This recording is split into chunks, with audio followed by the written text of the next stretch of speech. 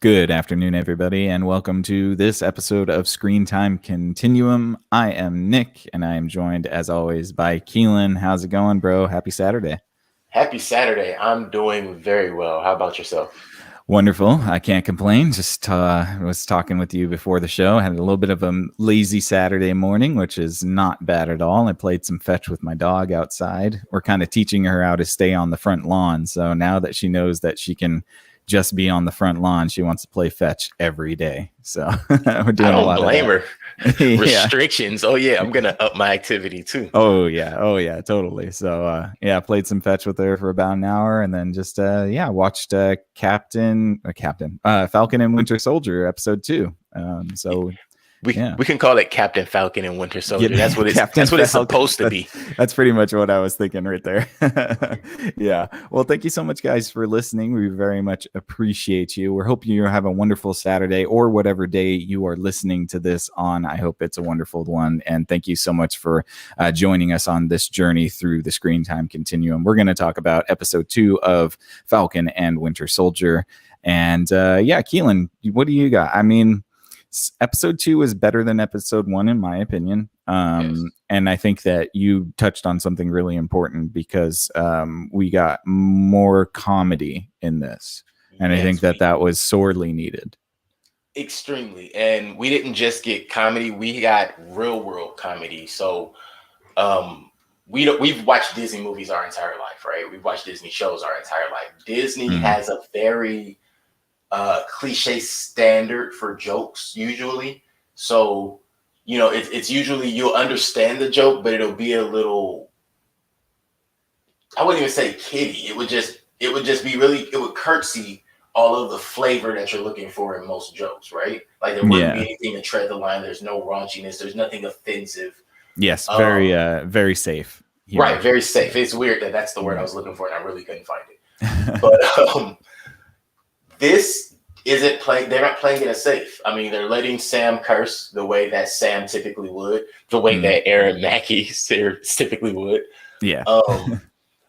They're allowing the Winter Soldier character to be his kind of brutish, bullish self, where there's not a lot of niceties, even though there's this line of them trying to make him nice, but he's not playing it nice. He's like, no, I'm very much aware of who I am. And what I really liked was their ability to joke on each other, and joke on the past and those kind of things. I think that's something that, again, you don't get often in Disney, but something we don't get in many of our fairy tale type shows and movies anyway. Yeah. Just because it brings a lot of reality to it. They were really joking about some real thing. It brings a lot of reality to it. Yeah, well, and I got to say, man, if it wasn't for the humor between Bucky and Sam, I would probably be like, I don't really care about the next episode. Yeah, I might be tapping out. Yeah. Honestly, I mean, like it was the only thing that really I got enjoyment was Sam and Bucky, sort of their dynamic together. Now, in the second episode, I did also enjoy this introduction to Walker. Is it John Walker? Yeah, John Walker. Wow. Yeah. So I thought that was an interesting sort of take, because I thought he was just going to be a heel the entire time. And it's kind of interesting the way he's trying to, like live up to the mantle as well. And it doesn't seem as though it seems that he's going to make a heel turn soon where he's going to become the villain somehow. Right. But at this point right now, what we know of him is that he is basically a very well decorated soldier, and he's just trying to live up to the mantle. In essence. So far, okay, the John Walker character for me, it's a lot of flags, right? He's almost too perfect to be human. Right. That's one. So it's like, is it that he is the perfect person, the perfect soldier? Is he a regular soldier? We saw from a little bit of that clip, maybe he's not a regular soldier. Apparently he doesn't have super strength, but he was throwing Cap shield like a super soldier. You saw the velocity he was throwing the shield and catching it at, right? Yeah, no normal human could do that. No normal human can do that. So there has to be some explanation for that. Maybe he's a Skrull. Maybe he is not a sentient, but an evolved human. So, eventually we have to get to that part where regular humans really start evolving and having abilities, or just being more so than humans were in the 90s. Let's put it that way. Yeah. Perhaps he's a mutant, you're saying? Not a mutant, though. So, at a certain point, it's not that they're well, they're all mutants at a point. That's really what I'm getting at is there becomes a point in, I believe this is the Marvel universe, but it's more so with the X-Men, where, everybody kind of there's a larger number of people becoming mutants. They were either born with the trait, born with the gene, or something of that nature. Kind of like the Magneto philosophy of like, okay, well, there's just going to be more and more of us, and we're going to take over. Exactly. And I remember there being a vague, I really feel like there was a vague reference to that in episode 1, just evolved humans in general. So as far as John Walker, I'm curious, like there's a lot to question. I do not think he is a super soldier, but I do believe he is a mutant. I do believe he is a mutant that just doesn't know he's a mutant. Yeah. Or something else. Cause as I said, the way he threw that shield, and I mean, like if you're throwing a shield like that and catching it and it's vibranium, that's going to break your hand, man. I thought that at least 3 times. I was like, his hand should be broken now. His hand should be broken now. Okay, no, this one, there should be a wince or something. There was no wincing, no anything. Right. Also, I thought it was very cliche that we're at his old high school when we first are introducing him to the world. But I thought it was very crisis actor for the Caucasian Captain America to be from this all black high school. Oh, okay. Yeah. Was I the only one that caught that? I don't know. Maybe. Oh no, I rewound it. It was like a PR move. Right. I rewound it. It was a PR move, but this is supposed to be the high school he played football for. Right. So I'm looking through the band, all black. Okay. Can we get a few white kids in there? A couple of Hispanic kids? Maybe. No. Okay. Look into the stands. Mostly black parents. There were a couple of other faces in the crowd. But it just made me wonder, like, okay, is that done intentionally, or is that because we're in Georgia? And even in Georgia, guess what? There's an assortment of people. Yeah, of course. I don't know. I mean, like, there is a weird vibe I get definitely from this sort of Captain America. Like in the initial, I'm like, okay, so maybe he's just like a decent dude that got put in this position. And that's what I thought he was just going to be a face.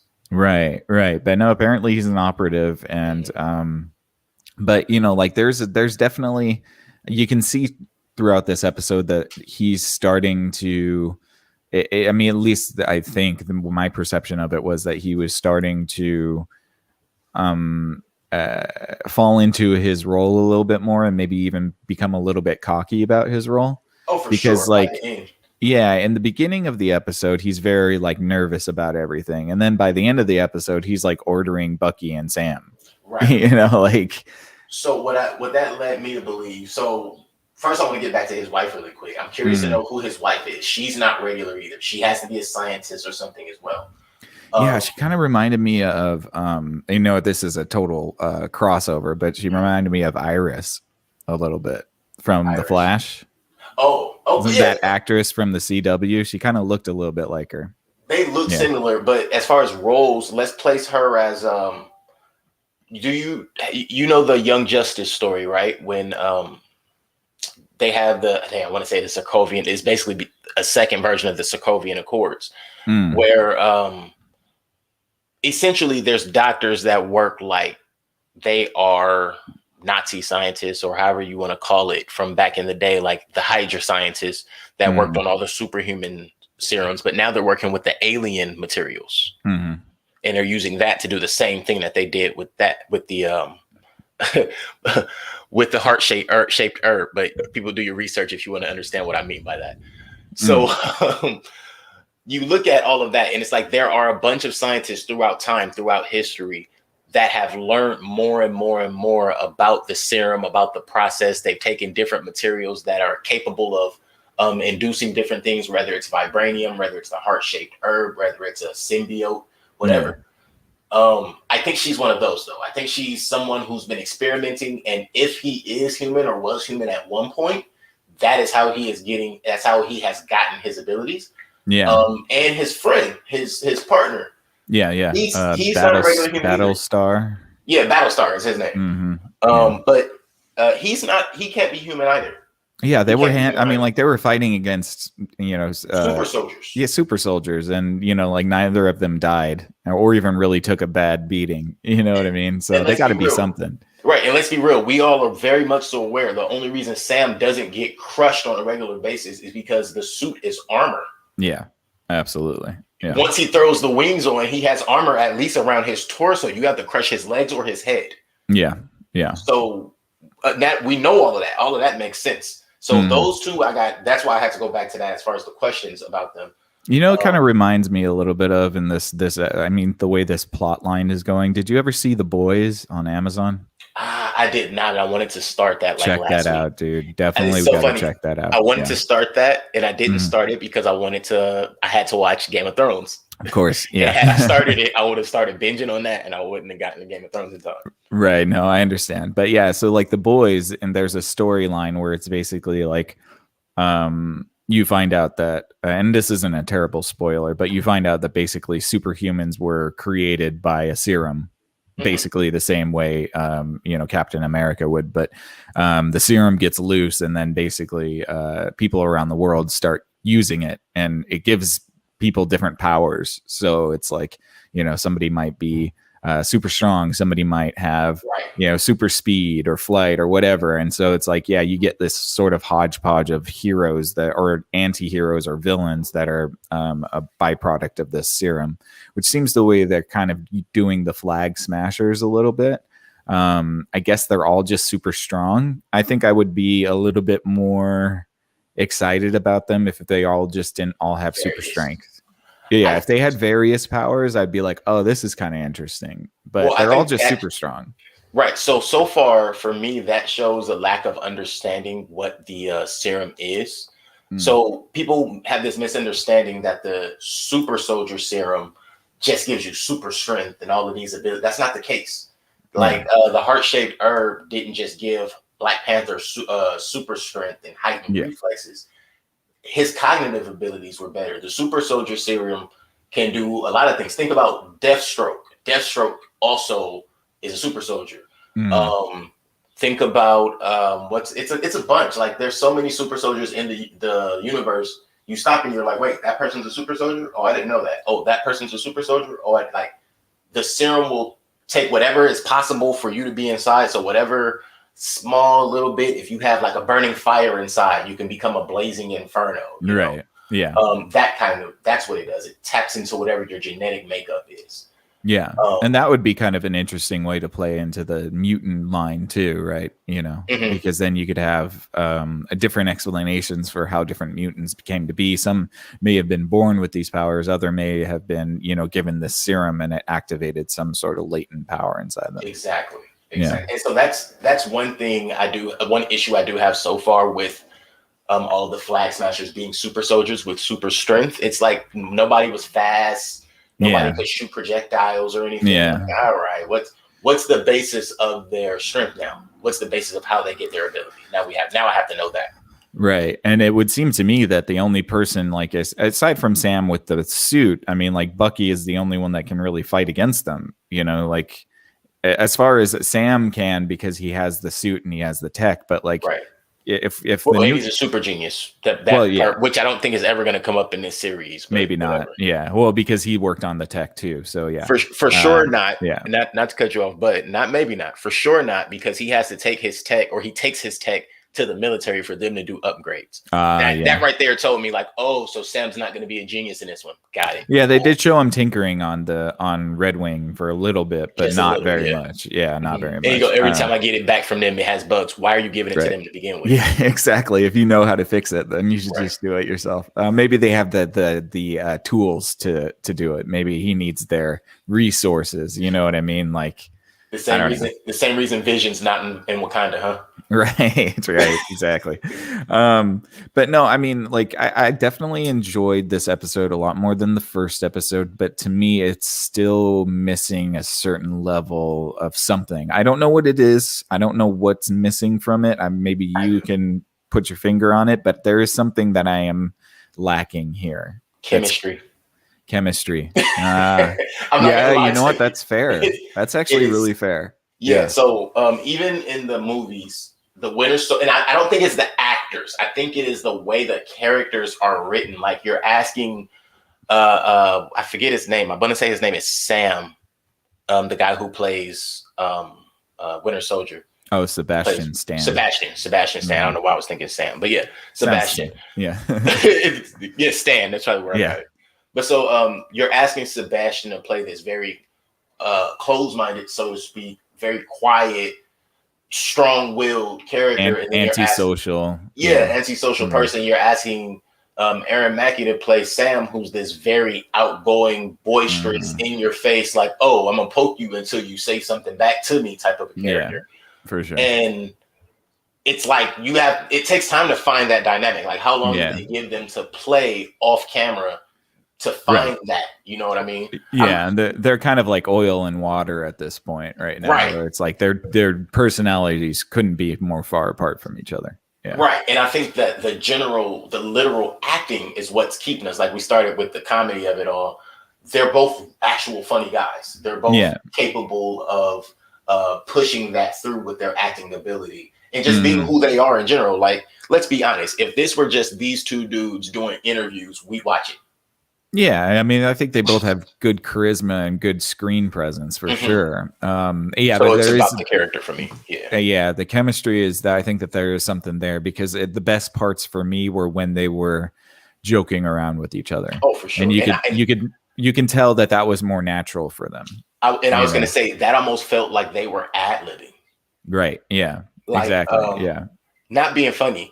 The rule of three, like the three part of the three, the androids, aliens, I love and wizards. That. Yeah. I feel like that started as a joke off camera. Yes. It just felt too natural. We've never heard that anywhere in the MCU before. Yeah. A sorcerer is just a wizard without a hat. I just made that up just now. That was a great line. Yeah. And see, that's the chemistry that I really enjoyed. And that's what kept me interested in the show. It's like the Flag Smashers are not compelling enough for me right now. Well, the Captain American side of it is not very compelling for me right now. What is compelling is Sam and Bucky together. Right. Yeah. Well, because even with Bucky and the whole time thing, like I like in episode 1, they played a lot on the whole, how old are you? I'm 106. Yeah, I'll just shut up now. And then like in this episode, they don't do a lot of referencing to how old he is, but a quick reference to it was in their jokes, even with the what did he say? Don't you know you don't know what a wizard is? And he's like, I know. How do you know who Gandalf? Yeah, how do you know who Gandalf is? I read The Hobbit when it first came out in 1939. Yeah. Oh wow, that was an age joke. Pretty good. Wow. Yeah. It's like, son. Yeah, totally. And I think that's where this show kind of shines, is the dynamic between the two characters. I think they actually do get along in real life. Like I think I could see them being very, friendly with each other in real life. And I think that chemistry really shows. Like I watched like when they're ribbing on each other, that's when it feels the most natural for me, for sure. No, for sure. And that's exactly what I'm saying when I'm saying like the chemistry. It's like they're not allowed to have their natural chemistry. Right. So at certain points, when they were doing the Avengers rollouts and all of that good junk, they did most of their interview rollouts together. Oh, that's right. Yeah. And so I watched a lot of those. And that's why I say that almost felt, that whole joking and getting back and forth at each other, it really felt like that was them being able to be free. Like, yo, forget the script, go for it. And that's where most of our cursing came at as well. Most of the cursing came in those moments. And it was like, okay, that's when they were able to take the reins off. And I don't think WandaVision was able to do that as much. So where we were compelled to WandaVision with the storyline being so intense and so complex, I think we're going to be drawn to this with exactly what we're getting right now. That originality, that great feel, that, oh man, me and my boys joke like that sometimes. You know what I mean? Yeah. I wasn't blown away by the action in this. I was irritated by the action. Yeah, I didn't know. I mean, like, it was just kind of like blah. It was a little bit blasé for me, which again, like, maybe this isn't necessarily supposed to be an action thriller as much as it is about the relationship between Sam and Bucky. And if that's the case, I'm totally for that. But like the scene on the semi trucks was cool, but it wasn't. I mean, there was no punch and wow factor, and I think we're probably a little bit spoiled by how Marvel, treats their characters. I was expecting more craziness, I think, and that kind of just petered out, a little bit. Yeah, and you know why I understand that, because I didn't like the fighting scenes. Yeah, and here's why. I have a really, in my opinion, a good reasoning for it. So you have Sam and Winter Soldier, or Sam and Bucky. They jump into this situation, like literally leap into this situation. Mm-hmm. Bucky's instincts are better than that. Yeah, his instincts are just better than that. Period. Like, you can't downgrade a character just for the cheap thrill of the moment. Yeah, I agree with that. I really do. Like, getting the jump on Bucky for that, when he went into the semi truck and he gets tricked, and I'm like, okay, well, he's an inherently suspicious person. Why would he ever go into this situation not prepared to blow your head or blast your head off with his arm? Mm-hmm. And on top of that, you also have, these are amateurs. Yeah, these are amateurs. Are you kidding? And most of them are like kids, they're for sure kids, but they're in their early 20s. Credit to them being kids. Like, they could have been in the terms of what they would call a Latin, the street rat type, where they grew up in those situations. Yeah. I'm simply saying, you have the Winter Soldier who can go toe to toe with everyone from the Hulk to Wolverine to Captain America, and this rank amateur comes out and wakes him up really quick. Like, come on. Now, with that, though, the other part that made it bad to me, now, they could have easily just had that fight, got roughed up a little bit, either just got knocked off the truck and it's like, we'll try differently, or, smack one of them around, maybe grab one of them with them. But you have the helicopter just shows up right on time. Yeah. With Cap and Battlestar. Mm-hmm. And how are they supposed to help? And this goes back to our point. How the heck are they supposed to help against threats like this if they're not enhanced? Like, it makes no sense. Why would you put Captain America, who's just a guy, into a situation where he has to fight superheroes? Because he's not just a guy. Yeah, he must not be. He can't be. Who is he? James Bond? I know. Even the way that they explained how great he wasn't really, because they say your reflexes and your intelligence is off the charts and your strength is off the charts, but he's still just above average or above the norm for humans. Here's a character it reminded me of for a brief moment. And I cannot remember his real name, but he was the Abomination. The guy that became the Abomination. The first stages of his super soldier experience, he gained super strength, super speed, heightened reflex. That was the only thing he had gotten. It wasn't until he had that big fight with Bruce, and the I want to say the concept was that he came into contact with the gamma radiation from Bruce and his, when he turned into the Hulk and went Ultra Hulk on him. Yeah. That's how he becomes the Abomination. So what if it's a situation like that? Like, we won't find out that John Walker is possibly a super soldier or possibly imbued with some type of a serum until he comes into contact with something that counteracts with it and turns him into the big bad that will be the villain. Yeah. Well, I could definitely see also the way Sam and Bucky treat him is going to drive him to be the villain. You can kind of see that already happening, where it's like Sam and Bucky don't regard him. They're not being very nice to him. They're being kind of petty. Like, it's not his. He didn't take the shield from the Smithsonian. He was assigned by the government to be Captain America. So, give the guy a break a little bit, I think. He has to understand, though. He has to be able to see the reality for what's happening. First off, Sam was lied to. That's one. And now you're being pushed into a situation to where you're the one. Like, how many other people in the military can sit and explain this to Sam, sit and talk to Bucky about this? But instead, you're going to send the new guy. Where's Rhodey for this? Yeah, where is Rhodey? What's going on here? We needed an Iron Man suit for sure. where's Martian Manhunter for this? Yeah. Why wouldn't the government just build an Iron Legion like Tony had? That's smart, but because it could get hacked. But I just thought about something. What if John Walker is Martian Manhunter? Well, Martian Manhunter's DC, so. Oh wait, you're right. Yeah. Oh, whoa. He could be, we were talking about Justice League yesterday. I think that's okay. I'm like, wait, how did I do that? Wait. There's a shapeshifter in the Marvel universe, though. Who missed that?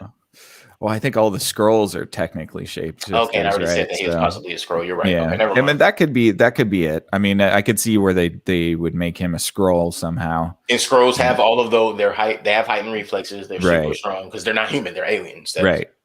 Yeah. So it's definitely possible. Maybe maybe he is a scroll. I mean, they certainly seem to be trying to push the Secret Wars plot line, at least for this phase of the Marvel universe. So like, I think you're probably right. All right. What are we in, phase 4? Phase 4. Yeah. So then that makes perfect sense because phase 5 will have nothing but scrolls pretty much through the whole thing. Yeah, it'll all just be everybody's a scroll. I would wonder who the main bad guy is going to be for all this phase. I know we didn't phase really 4? Get a whole for phase 4. I know because we had Thanos. Thanos is over now. So I mean, like, we do need to have that vacuum filled by something. Well, some of my research has led me to believe it could be Kang the Conqueror.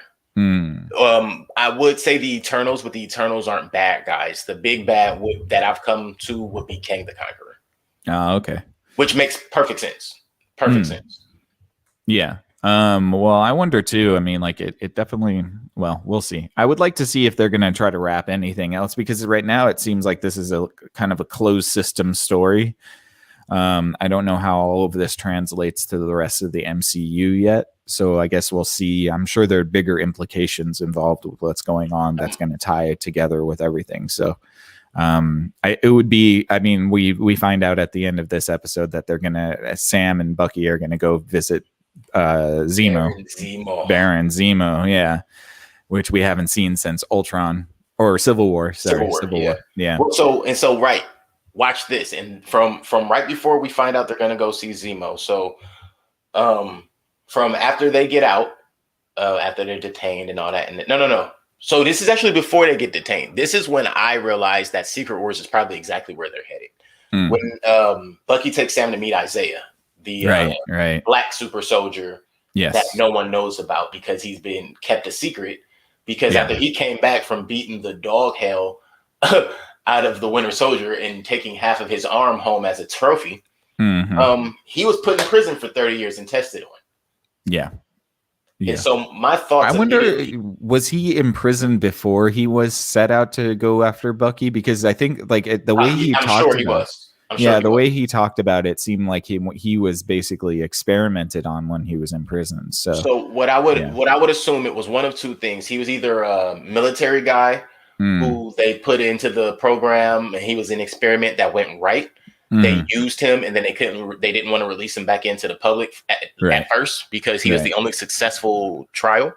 So you're going to keep him, test on him, take his blood and everything. Same thing they tried to do to Cap at the beginning. Same thing they tried to do to Cap. But the difference is, and this is kind of towards that real world stuff I was talking about with this series. A hint there is towards Tuskegee. A hint there is towards a lot of the different MDMA trials and things like that, LSD trials, and things that aren't talked about that happen in real life. And that's really what that was a hint at. But as far as this is concerned, I'm sure that when we get deep into the Secret Wars, we find out that I'm sure there were battalions of black super soldiers. Yeah, I'm sure there's a battalion. I'm sure there's a lot more super soldiers now that we, especially with the Flag Smasher thing. Like, what we're finding out is that their Captain America, Steve Rogers, wasn't the only one. Obviously, and I think the thing is for the world to know that. Well, excuse me. See, this and that's the thing right there. The world. Every time we see the world, what are we talking about? We're just talking about America. Yeah.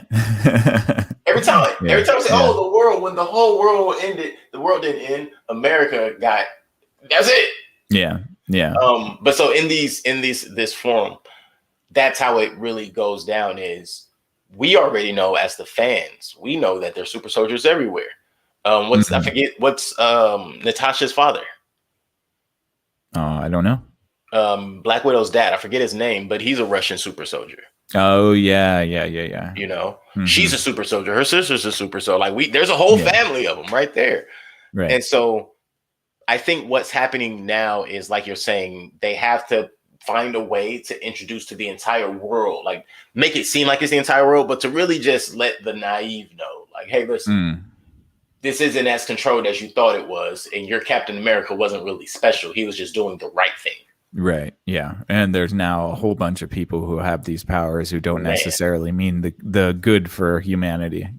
Don't at all necessarily. Yeah. Yeah. So before we wrap up, I want to talk about the Flag Smasher thing a little bit. Who is this chick? Who is this leader of the Flag Smashers, and why does she look like a 19-year-old girar? Because she is a 19-year-old girl. But what's her name? Katarina? I wrote it. Yeah, like Morgenthal or something like that. Yeah, Morgan. Yeah. I got her last name. I don't know why I didn't write her first name. But either way, yeah, I'm not sure. So what I'm thinking, all right, theory time. Do you think it's Zemo's daughter? Don't undercut me, man. Sorry, man. That is exactly what I'm thinking. And this is what I think. I think when she saw Bucky, the reason she froze is she knew I can follow him to my dad now. Right. Yeah.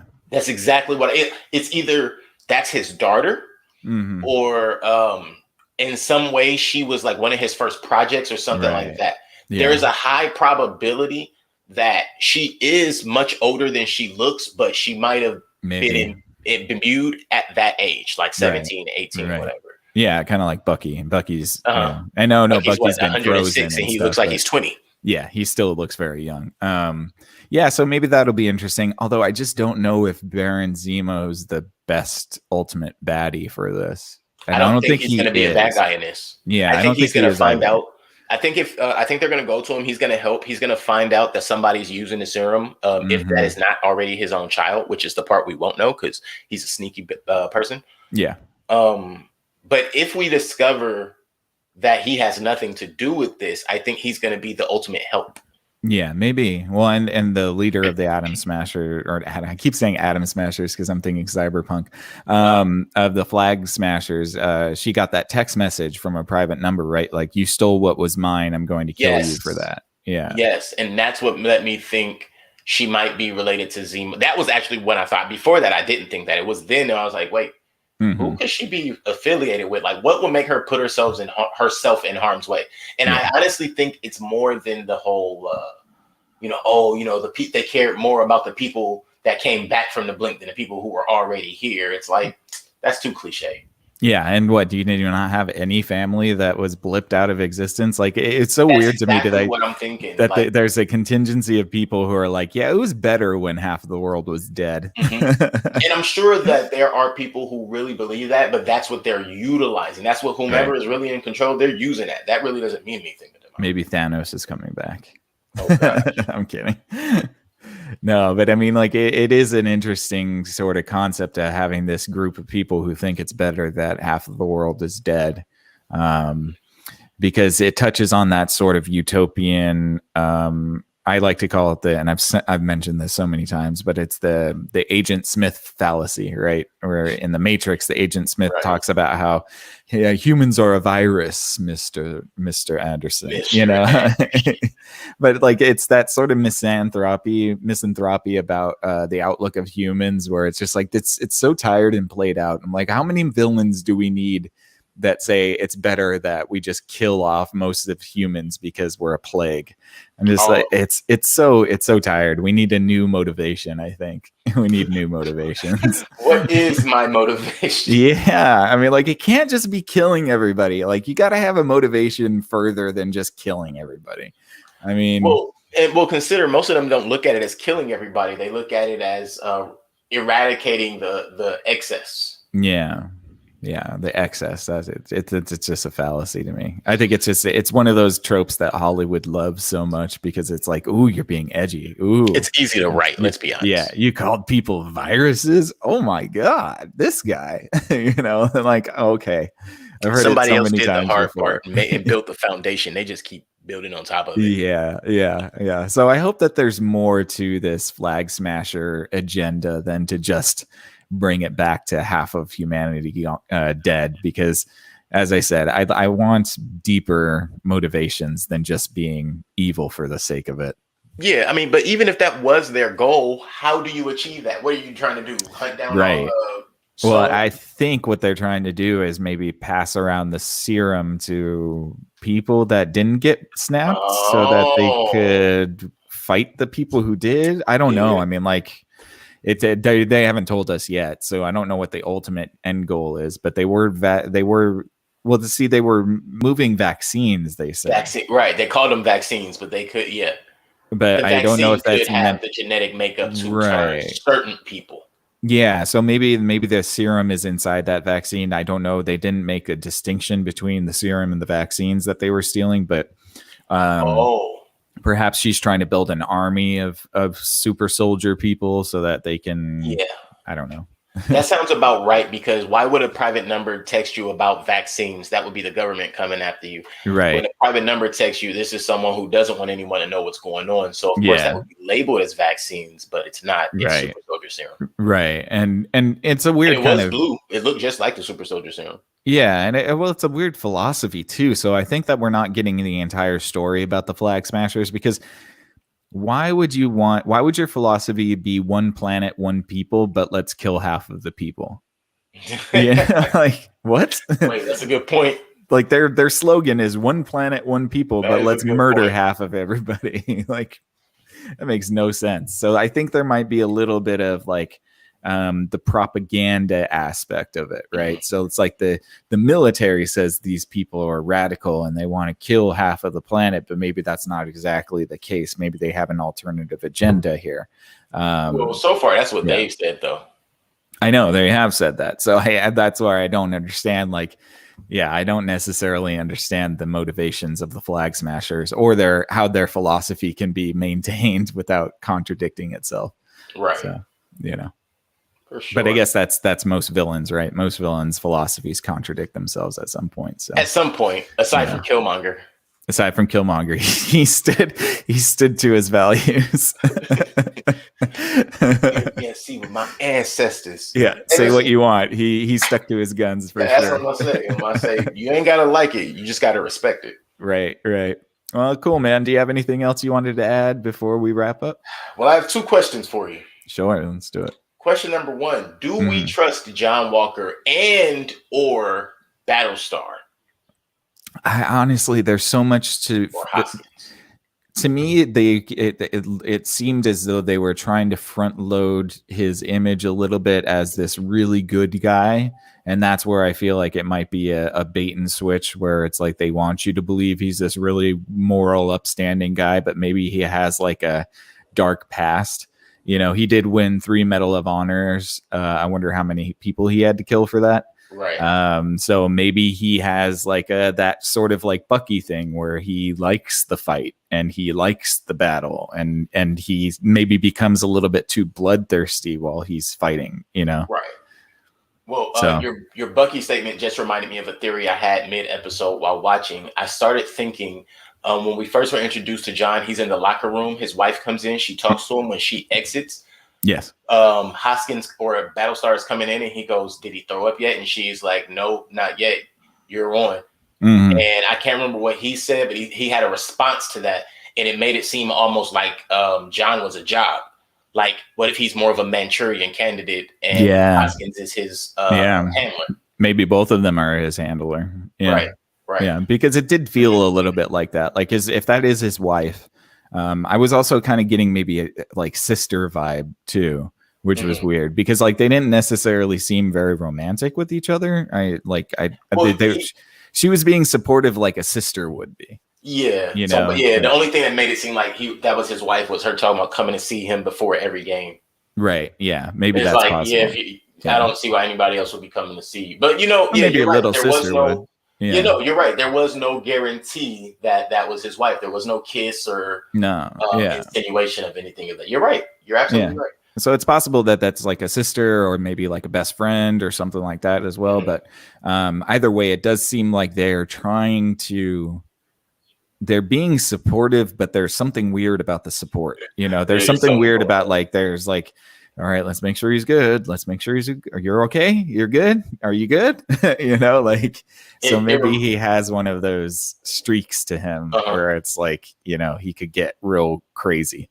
Yeah. It reminded me of when, General, why do I keep forgetting names? But, the Red Hulk, like when he was, when he'd be the general, he'd have to be the general. And then all of a sudden something would come up, like how Batman had something come up. And then all of a sudden, the Red Hulk's on scene, and then they got A-Bomb, and then like how that all played out. It was like, oh, you don't know who anybody is, but oh wait, let me go do this really quick. Superman it. Yeah. So yeah, no, I get it. I'm really wondering how that's gonna play out. And then my second question is 6 episodes? Oh, is it only 6? Yeah. Oh, they better start picking up because how does that make you feel? I mean, I'm a little bit relieved, to be honest. They need to make this a concise sort of like I can't take any more episodes of like, they really need to hook me with this next episode, which I think they will, because they're going to have Zemo in it. And that'll probably be a good like scene where they're trying to outwit each other in a conversation. So that'll probably be great, but there needs to be something that hooks me. And I'm getting just as far as the first 2 episodes, I haven't been hooked yet. The closest I got was when Bucky and Sam were, shooting the crap with each other, and just being natural with each other. That's where I felt like, okay, this is where the groove of the story should be. But I don't know. The stakes aren't really that high. I don't know. We need to raise the stakes a little bit more too, because I don't necessarily understand what we're fighting for. Like it's we're soldiers.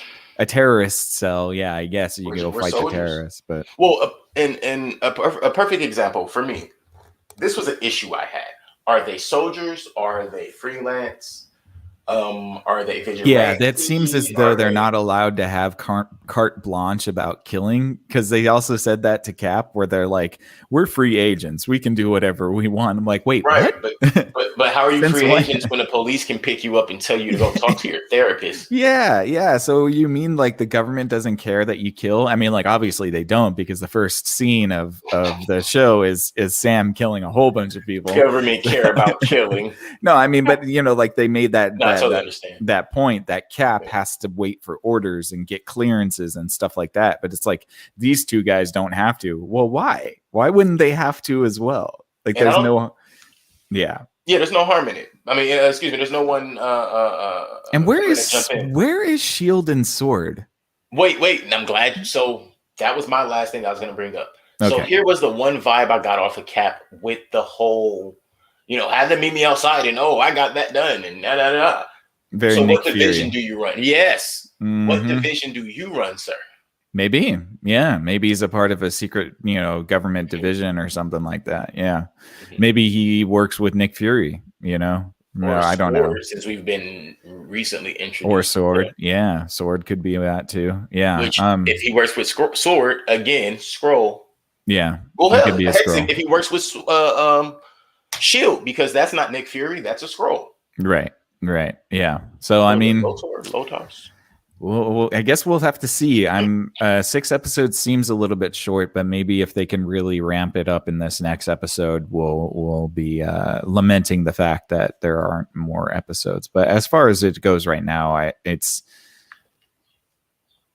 I need to be fair too, because I'm not necessarily a huge fan of like the spy action adventure thrillers. Okay. I'm not a huge, that's not really my favorite genre. I enjoy them fine, but I still got a lot of very much like Jason Bourne vibes and Mission Impossible vibes a little bit. And it's, those are great, but I mean, I don't know. Yeah, it's not hitting the mark as much as I would like it to, but then I'm also not really going to judge it too much because it needs to be something different. So right, we'll see if it becomes that different thing. See if it gives us just a little more, and that's that's really all it needs. It doesn't need a lot of fluff. Right? Yeah, no. I think that the episode lengths are really good. They're nice and tight, 44 minutes or so, 42 minutes. That's great. Something around there. Yeah. I don't think we even need bigger episodes for sure, but there is, as I said, there's that hook that I don't have yet, and maybe that's because there's not a good villain yet. I think there needs to be a good villain in this series in order for it to become more interesting. And I just don't know if we are going to get that, especially since the villain hasn't been introduced yet. I want to say we're halfway through. We don't know who the villain is. But that, and to be honest, with us going into episode 3, knowing there's only 6 episodes, and you're going to see Baron Zemo, it almost makes me feel like the Winter Soldier is going to be the villain. I hope not. I'm tired of that. That would be weird. That would suck, but it would suck. I wouldn't want that whole thing for him to become like, possessed again and then have to fight. But I really hope that they don't go that way. I'm hoping that there's somebody beyond Zemo that's orchestrating all of this. Maybe Hydra. What if Red Skull's still alive? Maybe Red Skull's on that other planet though. Oh, you're right. Yeah, he's taking care of the Reality Stone. Yeah. So, I mean, I don't know, but we'll see. I would like to hope that there's going to be a big villain reveal in the next episode. So we'll be talking about that hopefully next week. We'll see what's going on with it. Hopefully it's something more exciting. Yeah. Something more exciting than getting punched off the back of an 18-wheeler. We see that in every cop movie. Yeah, pretty much. You're definitely going to have to pull out a little bit more stops if it's going to be a slam dunk. But we'll see. It's still got 4 episodes to go, so we're gonna faithfully watch, and then we'll give our final assessment once everything is said and done. But you got anything else, man? No, that's pretty much it. I am still looking forward to the next episode, if I'm being honest. But I'm still with you. They are walking on very thin ice. But I want to be clear so that our fans know that we are being critical, yes, but we are aware that we're being critical because WandaVision gave us a lot from the jump. And believe me, we're going to be more critical about Loki because definitely. It's going to be hard. It's going to be hard to surpass the WandaVision experience, I think. Right. That might hurt the next few series that Disney does, but I hope not. I really don't want them to, to fall short. And I'm trying to moderate my expectations because this is a totally different type of show. So I can't expect that sort of experience for sure. Right. And that's all. And also, if let's do this really quick. If they knew that this was gonna go this way, like they know the level of action and excitement in this, they know the level of action and excitement in Loki, they know that level of action and excitement in WandaVision. Why give us WandaVision first? Yeah, man, that should have been the last one for sure. I think this should have been the first one. Apparently, right. I think this should have been the first one. Then we should have gotten Loki and then WandaVision. Right. Or WandaVision and then have Loki be a part of WandaVision, somehow after the fact, like, have him jump into Wanda's universe for like a second or something like that, just to tie them together. But yeah, I mean, I think that going as hard as WandaVision right off the bat may have been, I mean, like, of course they want to make good stuff. So it's like, they shouldn't be faulted for having a great show. But it does make us kind of have unreasonable expectations for all of the other Marvel stuff. And I think we have to be a little bit more fair too, because if we look at all the other Marvel television shows, I think WandaVision's like the best one. For sure. I mean, I was just thinking about the cast as well. Like, dude, you had Kathy Bates as the main villain. What's that? I said thinking about the cast of WandaVision as well. Oh yeah. Oh yeah. Like, Yeah. Kathy Bates is your main villain. Yeah. Yeah. Well, and it's good. How do you lose with that alone? It doesn't even matter who else you have in it. Right. Well, and you know, I think that it's fair that we kind of moderate our expectations a little bit. But as I said, I'm not a huge guy into the sort of action thriller government sort of Catherine Hahn, yeah. Government sort of like spy thriller thing. So as I said, I hope we get more Bucky and Sam being kind of silly and fighting amongst each other. That's entertaining. I hope we get something bigger than the Flag Smashers, or at least have a better understanding of what their philosophy is. And I hope we get another MCU character in there. If Rhodey's not going to be a part of this, then we need to bring somebody else. I know, I mean, like, but they only brought him into that one scene, and I don't know how they're going to integrate him again. So I thought we were going to go and meet another MCU character when we met Isaiah. I'm glad we met Isaiah instead. But yeah, they did set it up. They definitely set that up to be like, oh, guess who we're bringing on? And then it was just like, oh, this is a new guy. You know? And if I'm being honest, I know we keep segueing into more, but I actually hope we get more on that backstory as well. Yeah. That was I don't know if we will within 6 episodes, but it would be to dump on us and not give us any more. It would be interesting to spin that off into like a mini series itself, you know, like the first super soldiers, you know, like everybody knows about Captain America, but do you know about the people who, you know, who that's a free idea, Disney. Yeah, who didn't get the recognition for doing the same thing that Cap did. Yeah. Right. That is a free idea, Disney. You can have it. It's all right. Yeah. We don't mind. Yeah. Yeah, make it a throwback. Make Isaiah like the main character, and just have him like a younger version of that character, right? You know? And make him have to go to Korea and fight Winter Soldier. That would be dope. You know, like, wow, yeah. You know, well, no, they didn't fight in Korea. They fought in what did he say it was? Great. I forget where. Yeah, so it was during the Korean War though, so I think it was around there. Yeah, my bad. And it would make sense too, because Winter Soldier would have been fighting for the communists. So, see, look at me, not knowing geography, calling Kathy Bates. Yeah, it's all good. We're doing it live. That's what happens. Well, thank you guys so much for listening. We really appreciate you this Saturday afternoon, or anytime that you're listening to this. Please feel free to let us know what you thought about the second episode of Falcon and Winter Soldier. We are looking forward to next week covering the episode 3 of this series. Stay tuned for that. That is on Saturday. We will be back with the series finale of Game of Thrones on Wednesday night at 8 p.m. Man, it's going to be a long conversation.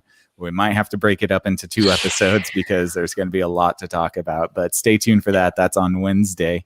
If you want to check out what Keelan does with his podcast, If Numbers Could Talk, that is Tuesday nights at 6 p.m. Please be sure to check that out.